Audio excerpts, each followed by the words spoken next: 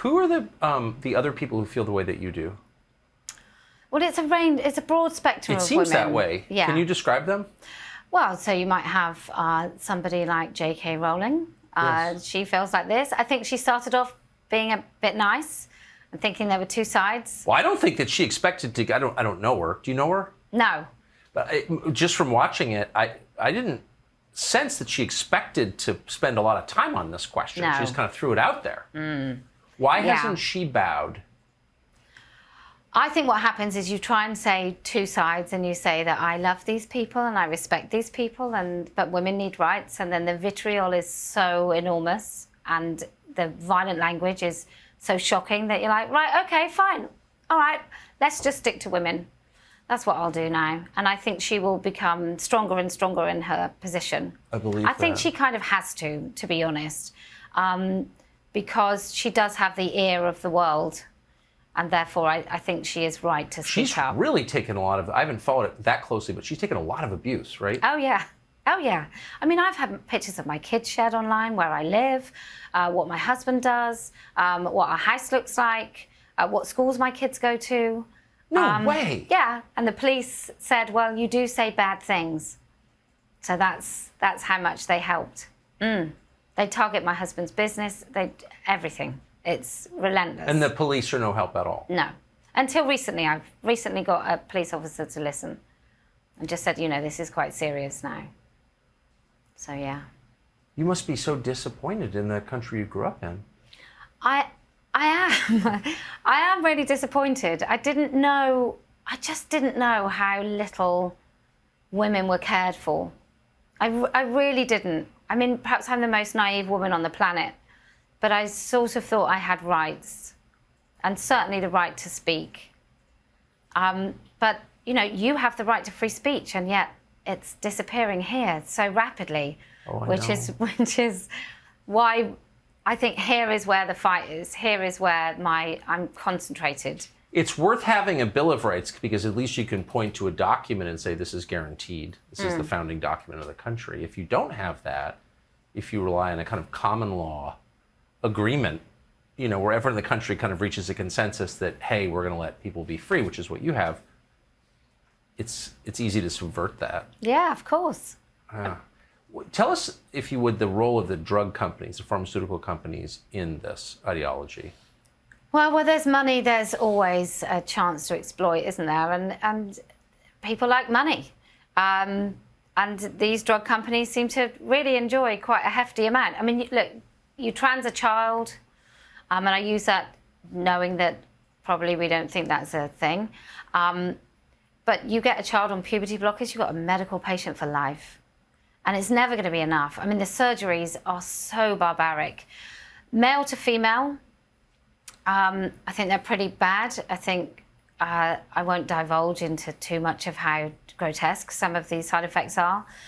But there was a young woman... You don't hear a lot of these details, I will say. And we've covered the story 50 times. I'm not even familiar with the details, but they're pretty awful, right? Well, yeah. I mean, if you fold skin into a place that it shouldn't go, it will rot.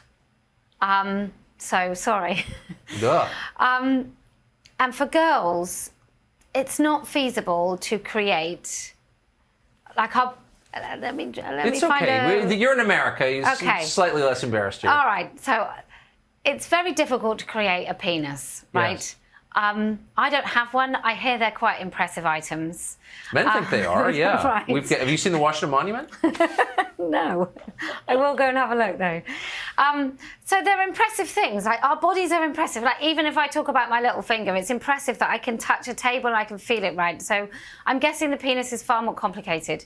You can't make one by cutting the entire skin off a girl's forearm, fashioning it as a tube to create a penis, taking a square off her leg to replace that flesh, which then often dies, and then all this bit dies, so she gets necrosis.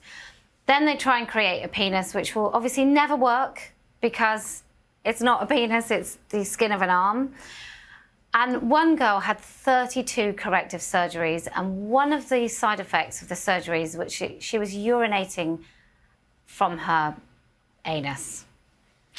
You probably won't be able to say that, but she was the side effects, 32 corrective surgeries in itself is just horrendous, but these sort of side effects are something out of, I don't know, some dystopian horror novel. It's profoundly, I guess the fact that it is so profoundly grotesque is why we don't talk about it. It's very difficult to tell people what's happening. But well, we don't talk about any of the details. I mean, I recently was interested in, we have this admiral in the United States called Rachel Levine, and who has a couple kids and was married as a man. And I was just interested, because my job is to be interested in what was this guy's name before Rachel. It was a pretty recent conversion, actually. Couldn't find it. I ultimately found it, asked someone to find it for me, but it's not on Wikipedia, which is our supposedly accurate encyclopedia that people use here. So a lot of the details are hidden. Like, you're not supposed to know the details, and that's usually a red flag, right? yeah, it's sinister as hell. So are there a lot of these surgeries on young people, on like full the genital reassignment, constructive plastic surgery on genitals? Is that common? Yeah. So I interviewed a young man, and he'd only identified as trans for about 6 months when he had his testicles removed. Oh, come on now. Yeah. I mean, even girls that don't say that they're boys, but just that they're non-binary, which is the most ludicrous, indefinable... What does that mean? Do you know? It means I'm very, very special. I think that's what it means. It means give me all your focus and I'm a narcissist. I think that's what it means. Or I hate being a female. And apparently the most any girl thinks a female is, who calls herself trans or non-binary, is breasts. And so they get removed. And sometimes that leaves no nipple. And there's also something called nullification surgery, which is from here to pipe work, literally pipe work. You have no external markings, no belly button, no nothing. You get it all removed. I mean, the internet What has is that called? It's called nullification surgery. And so that's to hide the fact you were born? Pretty much. That's to hide the fact of any of your human... So there are physicians who perform these surgeries. Why aren't they imprisoned? Well, I don't know, but I'm hoping a class action kind of lawsuit comes along and criminalizes, or certainly cripples them financially. But how, I mean, in the UK we have something called NICE, which is the code of conduct really for our NHS. And so things have to pass that to be done. So whether it's, I know you have FDA, but how anybody has got to a point where they can actually do these surgeries, like, is there no board where someone says, well, let's not cut the breasts off a 13-year-old. Let's say that that is barbarism and abuse, but nobody's saying it. I don't really understand why. But I mean, clearly the most trusted people in any society are physicians. They would have to be. I mean, we go to sleep while they cut us, so we trust them. That would require a lot of trust. So this seems like such a profound betrayal of trust that you wonder why no one's saying anything about it. Well, I guess there's the delusions of grandeur amongst physicians. Some of them can feel that they really do get to play God. There's also money. And there's also this lie that if you don't cut up these children's bodies, they'll kill themselves. And it's a very successful lie, and one that doesn't really bear out in fact. Clearly, some children do kill themselves. It's a terrible, terrible thing. But they are not more represented in children who call themselves trans at all. That is just a lie. Well, if we cared about kids dying, we'd do something about the fentanyl epidemic in the United States. It kills a lot more kids than suicide does.